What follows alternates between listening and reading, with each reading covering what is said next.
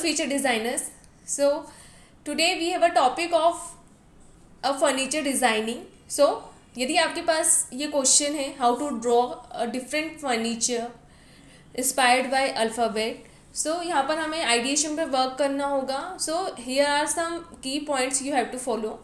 Use proper grids and proportion for the sketch, quality of line and drawing, attention to details, imagination, create light source for sciography, use proper perspective and think out of the box. So here you have a blank paper.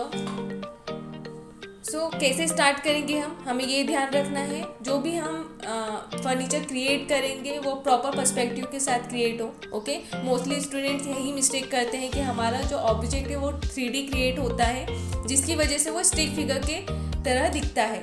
सो हमें यहाँ पर proper 3D object create करना है with the help of proper perspective. So यहाँ पर हमें ये बाउंडेशन नहीं है कि हमें ओनली वन पॉइंट पर्सपेक्टिव से ही ऑब्जेक्ट क्रिएट करना है. हमें क्या ध्यान रखना है, यहाँ पर हम अलग अलग पर्सपेक्टिव से भी ऑब्जेक्ट क्रिएट कर सकते हैं. So I am creating a furniture और rack with the help of alphabet L. You can see here कैसे L का शेप आपको दिख रहा है.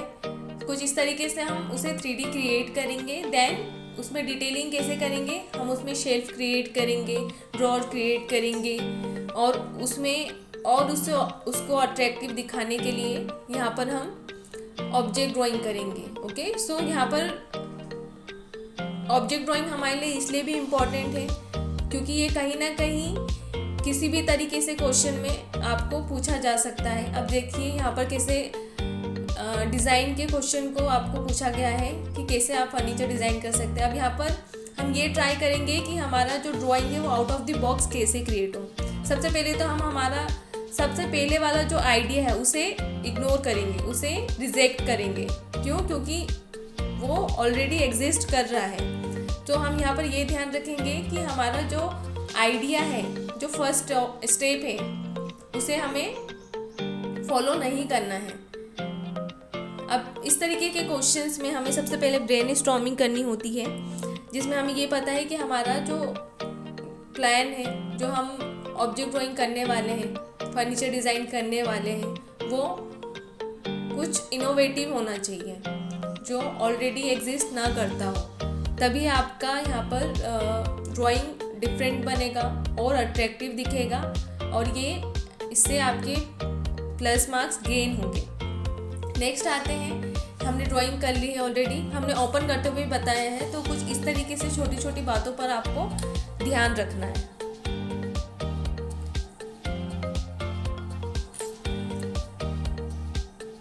नेक्स्ट आते हैं हमारे सेकेंड ऑब्जेक्ट पर. अब यहाँ पर आप जो सिंगल L ऑब्जेक्ट मैंने क्रिएट किया है उसे अलग अलग पर्सपेक्टिव में भी क्रिएट कर सकते हैं. सपोज ये राइट साइड से ऐसे दिखेगा, इसका टॉप व्यू ऐसे दिखेगा, इसका आंट व्यू कैसे दिखेगा. तो यहाँ पर हम पर्सपेक्टिव के साथ प्रॉपर ऑब्जेक्ट क्रिएट कर सकते हैं. यहाँ पर हमारे पास प्लस मार्क्स इसके थ्रू गेन होंगे. तो हम ये जो बात है इसको प्रॉपर ध्यान में रखते हुए सारे ऑब्जेक्ट क्रिएट करने वाले हैं. ओके, सो ये रफ स्केच से आपको समझ में आ रहा है कि ये S जो अल्फ़ाबेट है उसके थ्रू मैंने ये शेयर क्रिएट करी है.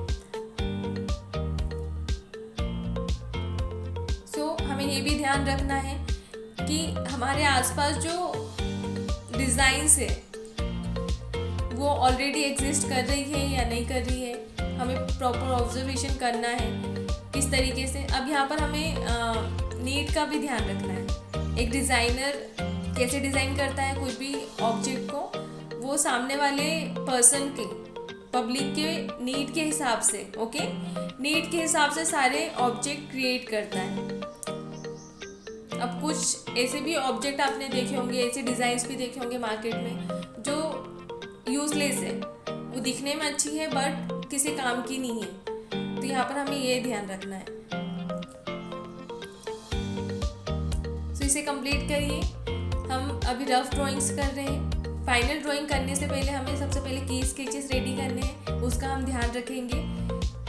ब्रेन स्टॉर्मिंग जैसे आप करते हैं, आपका फर्स्ट स्टेप ब्रेन स्टॉर्मिंग होगा, सेकेंड स्टेप आपका की स्केचेस होना चाहिए, ये फाइनल ड्राइंग करने से पहले हम रफ स्केचेस करेंगे ताकि हमारी फाइनल ड्राइंग बिगड़े ना। प्लस आप फाइनल ड्राइंग करते हैं तो आप देख रहे होंगे कि मैंने कितना लाइट ड्रॉ किया है, मैं कितना लाइट ड्रॉ यहाँ पर कर रही हूँ। तो यहाँ पर ये चीज़ों का ध्यान रखिए।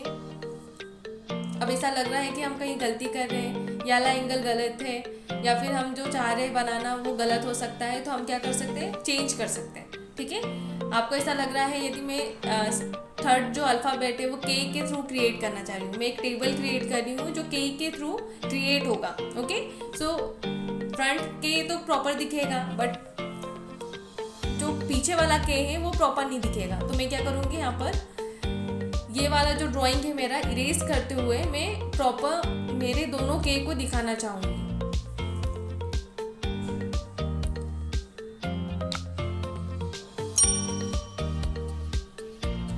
तो ये मिस्टेक्स आपकी ना हो इसलिए हम क्या करेंगे, हमारे की स्केचेस पे वर्क करेंगे। ओके, सो यहाँ पर हम क्या करेंगे, चेंज करेंगे हमारे एंगल को, यहाँ पर हम करेक्शन करेंगे, देन क्या करेंगे, उसे दूसरे पर्सपेक्टिव में ट्राई करेंगे। सो ध्यान से देखिए, हमने फिर से पर्सपेक्टिव हम चेंज करेंगे।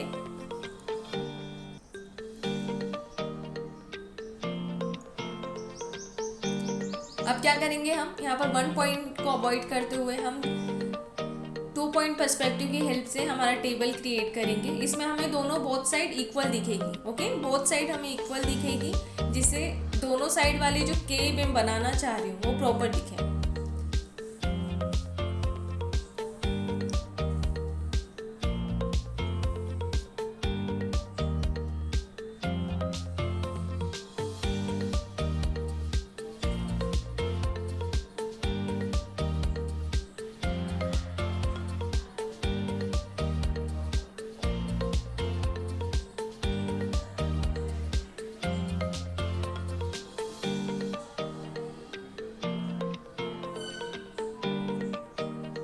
Okay, so you can clearly see कैसे के प्रॉपर दिख रहा है। अब हम क्या करेंगे, माइक्रो टिप पेन की हेल्प से यहाँ पर प्रॉपर ड्राइंग क्रिएट करेंगे ताकि हमारी ड्राइंग और नीट एंड क्लीन दिखे और अट्रैक्टिव दिखे।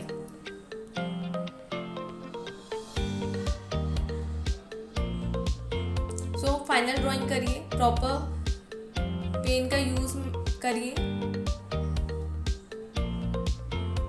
आप चाहे तो डायरेक्शन की हेल्प से ये भी बता सकते थे, जैसे ड्रॉअर आगे साइड खुल रहा है,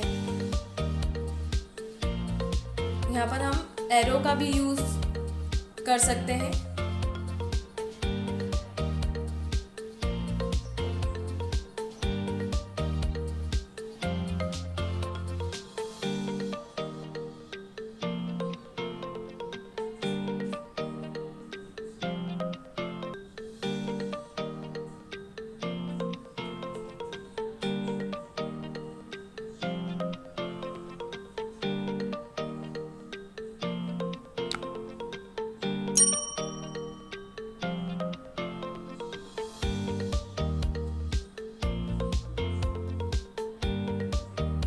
अगेन सेकेंड हमारे टेबल पर आते हैं।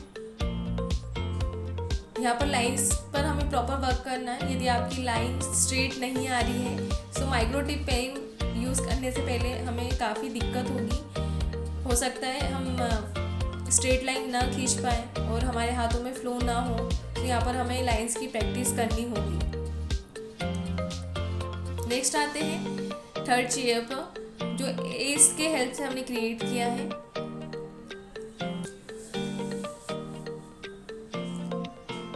यहाँ पर प्रॉपर फोल्ड्स का ध्यान रखना है, कौन सा एंगल दिखेगा, बाहर साइड आएगा, कौन सा एंगल अंदर वाला एंगल है, तो इसका हमें ध्यान रखना है।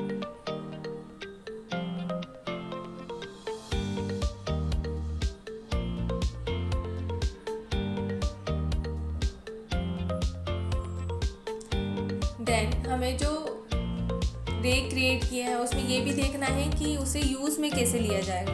ठीक है, तो कुछ इस तरीके से प्रैक्टिस करिए और प्रॉपर ड्राइंग क्रिएट करिए। ठीक है, अब फाइनल ड्राइंग क्या करेंगे, हम प्रॉपर इरेज करेंगे रफ लाइंस को। देन इसके बाद क्या करेंगे,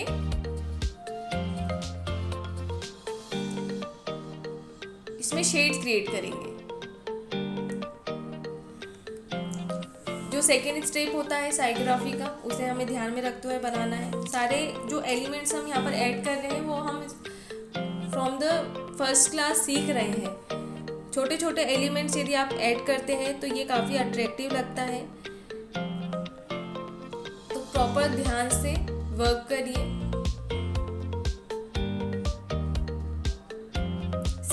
अब ये देखने में काफ़ी इजी लग रहा है, बट छोटे छोटे जो एलिमेंट्स जिसकी मैं बात कर रही हूँ यदि आप यहाँ पर ऐड करते हैं तो हमारी ड्राइंग काफ़ी अच्छी बनेगी। तो यहाँ पर हम ये वर्क कर सकते हैं।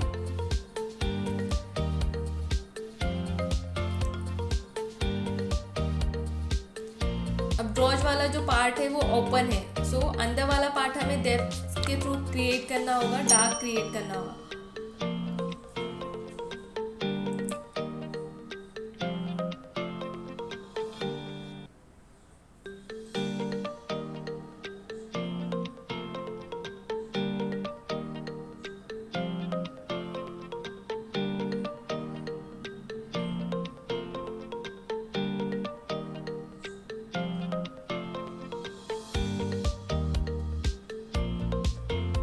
अब यहाँ पर हमें टेक्सचर्स पे भी वर्क कर सकते हैं, जो हम शेड्स हमने सीखे हैं। तो एक वुडन टेक्सचर पे भी वर्क कर सकते हैं। ऐसे ही हमारी जो ऑब्जेक्ट है, अब सारे ऑब्जेक्ट तो ऑलमोस्ट कॉमन ही होंगे, बट किस तरीके से अलग बन सकते हैं, शेड्स एंड शेडो के थ्रू।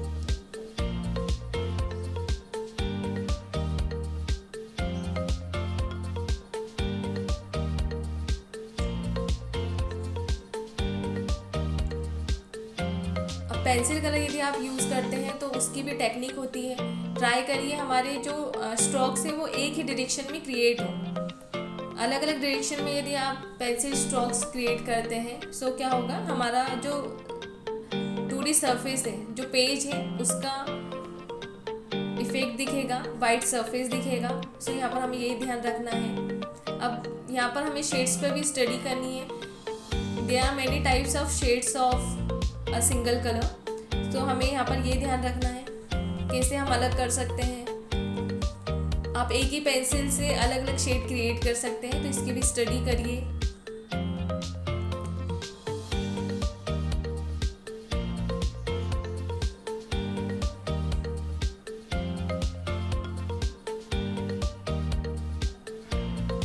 ओके, नेक्स्ट आते हैं, we have completed the colouring. Next इसके बाद हमें इसमें शेडो क्रिएट करनी है। एक सिंगल लाइट सोर्स आप लेंगे और उसी की हेल्प से सारी शेडोज क्रिएट करेंगे। तो इससे क्या होगा, हमारा ऑब्जेक्ट और रियलिस्टिक क्रिएट होगा।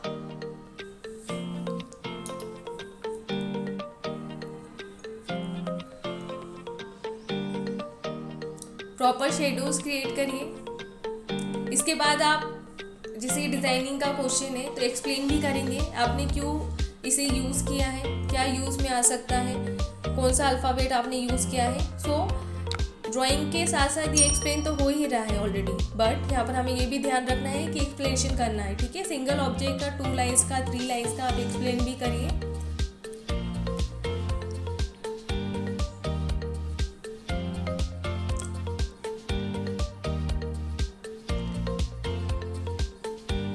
सो this is the final solution of our question. I hope आपको समझ में आ रहा होगा और कुछ आंसर आज नया सीखा आपने। Thank you everyone.